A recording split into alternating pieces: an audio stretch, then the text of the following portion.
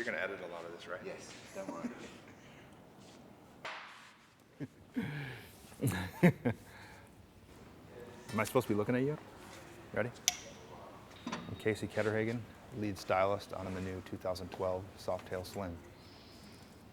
Some of the cues I go through, some of the cues that tie it back to the old, the old 40s and 50s FLs, ELs, things like that are, to me a bike is all about proportion, and if it's not only bikes about proportion, it's everything in general. If you're looking at early hot rods, early customs, it's all about the proportion and how the bike looks and how everything plays together. So with this bike in particular, one of the things I tried to do was get the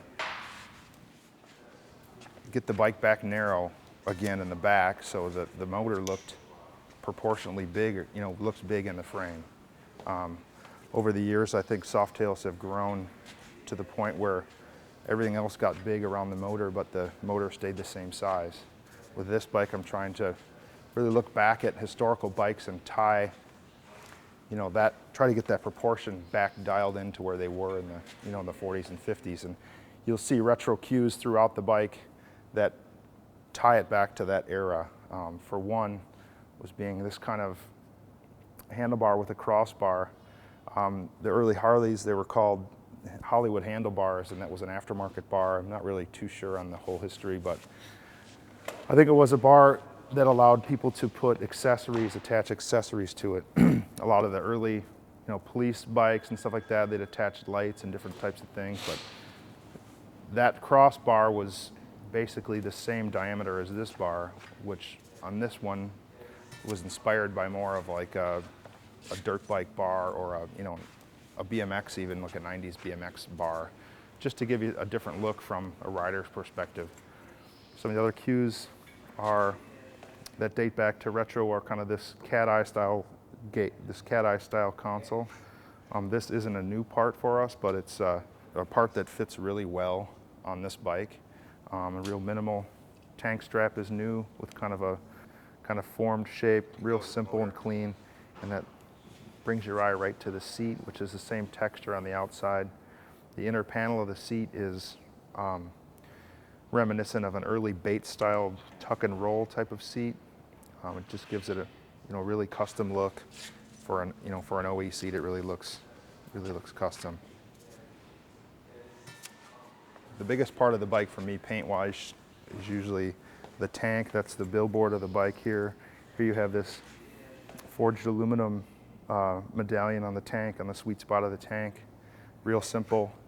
And the idea behind this bike being that way is it's kind of a really clean, simple canvas where you could take either way. You could, it's really minimal right now, but you could go to the opposite and add a lot of P&A parts, or you could actually strip more parts off it. I wanted to keep the bike really pure and all just, about hardware. You see all the mechanical stuff.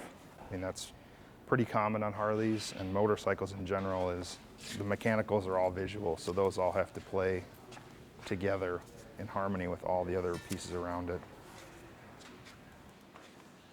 There's a view, it's called something, I can't think of it right now. You know what it's called? Still rolling. The name Slim is derived out more than likely because of the slim and narrowness of the rear end.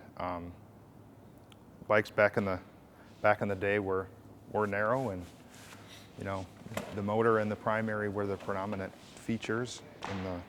And the fender in direct proportion to the tank. I'm going to talk about proportions again, but direct proportion to the tank, the biggest amount of paint is usually on the tank, and that tapered line brings you back into this slim rear fender and slim rear end.